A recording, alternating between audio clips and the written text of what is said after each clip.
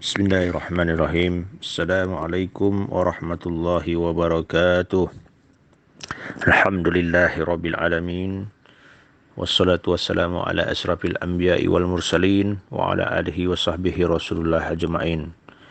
Alhamdulillahilladzi khalaqas samawati wal ard wa ja'ala az-zulumati wan nur. Summal ladzina kafaru bi rabbihim ya'dilun. Allahumma shalli ala sayyidina Muhammad wa ala ali sayyidina Muhammad. Baiklah saudaraku, mari kita lanjutkan pelajaran kita tentang sifat dan asma Allah yang ke-38, yakni Al-Hafiz, yang maha pemelihara. Dalam Al-Quran kata Hafiz dan Hafizan ditemukan sebanyak 11 kali, yang merupakan sifat Allah adalah pada 2 ayat. Al-Hafiz diambil dari akar kata hifz, yang berarti menjaga segala sesuatu agar tidak berubah. Kata dasar Al-Hafiz dan semua derivasinya menunjukkan pada makna memelihara dan menjaga. Dari makna ini lahir makna menghafal, sebab yang menghafal memelihara dengan baik ingatannya. Selain itu lahir pula makna tidak lengah, karena sikap ini mengantar kepada keterpeliharaan. Allah Maha Hafiz berarti Allah sebagai zat yang maha memelihara.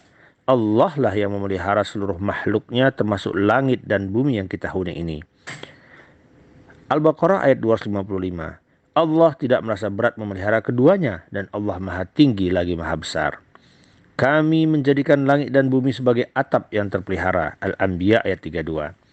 Imam Az-Zuzaz memaknai ayat ini bahwa Allah menjaga langit sehingga tidak jatuh ke bumi kecuali atas izinnya. Kemudian Allah menghiasi langit dengan bintang-bintang dan Allah juga yang menjaganya.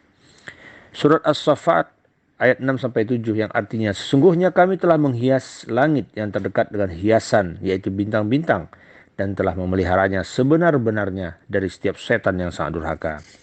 Dari ayat-ayat tersebut di atas dapat dipahami bahwa penjagaan Allah atas makhluknya paling tidak meliputi 3 bentuk. Yang pertama, menjaga dari kerusakan dan kehancuran. Menurut Imam Khattabi, Allah menjaga langit dan bumi beserta isinya agar bertahan hingga waktu yang telah ditentukan, tidak rusak atau hancur. Dia juga menjaga hamba dari kehancuran dari tindakan yang keji. Bagi manusia ada malaikat-malaikat yang selalu mengikutinya, bergiliran di muka dan di belakang. Mereka menjaganya atas perintah Allah. Surat Ar-Ra'd ayat 11.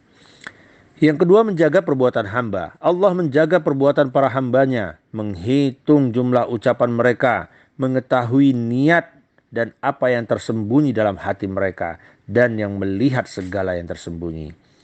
Yang ketiga, menjaga para walinya dari kesesatan dan dosa.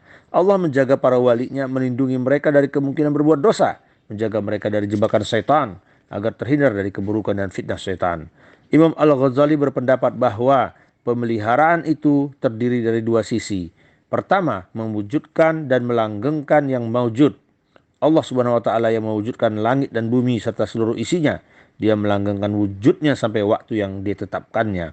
Ada yang panjang, ada pula yang pendek. Kedua, pemeliharaan 2 hal yang bertolak belakang. Misalnya air dan api. Air dapat memadamkan api dan api dapat mengubah air menjadi uap, kemudian mengudara. Allah mencampur keduanya dalam satu materi ataupun badan. Begitulah diantaranya pemahaman lain mengenai sifat Allah sebagai zat pemelihara. Saudaraku, Allah menghendaki agar manusia mampu mengambil keteladanan dari sifatnya yang Al-Hafiz ini, yang maha memelihara. Sebab Allah telah menganugerahkan manusia potensi dan juga akal kepada kita untuk melakukannya. Pertama, memelihara atau menjaga keimanan kepada Allah. Memelihara, menjaga keimanan kepada Allah adalah pesan sosial yang paling penting dan utama dari sifat Al-Hafiz ini. Hal ini berkenan dengan sabda Nabi Muhammad SAW dalam hadis riwayat Tirmidzi yang artinya, jagalah Allah maka dia akan menjagamu. Menjaga Allah dapat dipahami dengan menjadikan Allah sebagai satu-satunya Tuhan yang harus disembah. Ia tidak boleh dipersekutukan dengan siapa dan apapun. Dia harus ditempatkan sebagai penentu atas segala kehendak yang terjadi di dunia ini, termasuk kehidupan manusianya. Dialah satu-satunya Tuhan semesta alam. Yang kedua, memelihara kebaikan. Memelihara kebaikan 2 sekali cakupannya. Baik kebaikan yang berhubungan dengan keimanan dan keislaman, maupun kebaikan yang berkenan dengan sikap dan perilaku kehidupan sehari-hari kita. Memelihara kebaikan pada dasarnya adalah menjalankan berbagai perilaku-perilaku terpuji. yang tidak hanya baik untuk diri sendiri, keluarga, tetapi juga baik untuk orang lain dan masyarakat. Memang memelihara kebaikan dalam diri akan membentuk pribadi penebar kebaikan.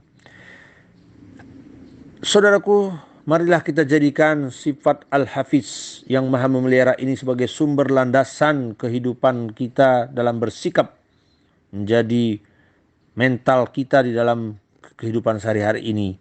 Melalui pertama, memelihara kemurnian dua kalimat syahadat.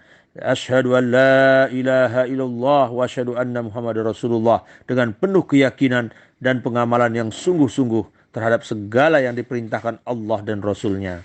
Yang kedua, memelihara ketaatan sekurang-kurangnya dalam melaksanakan sholat 5 waktu setiap sehari semalam. Yang ketiga, memelihara ketaatan kita untuk berzakat, berinfak dan bersedekah, baik dalam keadaan lapang maupun sempit.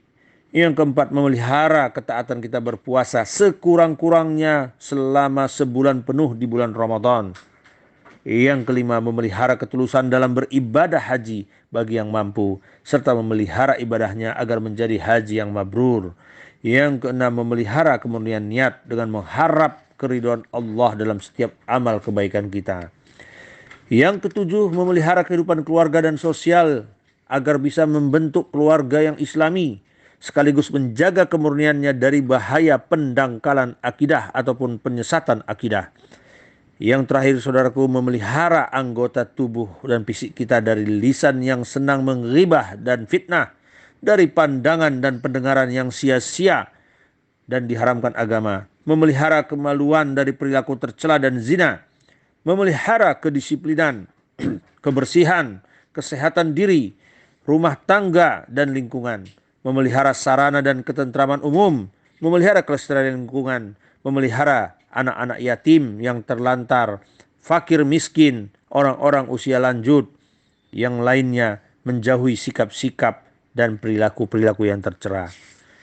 Demikian saudaraku, maka jadikanlah sifat Al-Hafiz ini melekat dalam kehidupan sehari-hari kita dan menjadi habit ataupun kebiasaan kita sehari-hari untuk menjaga keimanan kita, menjaga keislaman kita, menjaga kebaikan dimanapun kita berada. Terakhir, janganlah kita berbangga diri dari apa yang dibanggakan dari makhluk yang tercipta dari tanah ini, bahwa kita akan kembali menjadi tanah. Sekarang kita hidup, maka besok kita akan mati. Maka marilah kita persiapkan diri kita dalam menghadapi kematian. Sedangkan segala sesuatu yang susah untuk kita pecahkan, maka serahkanlah segalanya kepada Allah. Allah lah segala penjawab. Allah lah segala yang maha mengatasi sebuah persoalan. Demikian, wabillahi taufiq wal hidayah. Wassalamualaikum warahmatullahi wabarakatuh.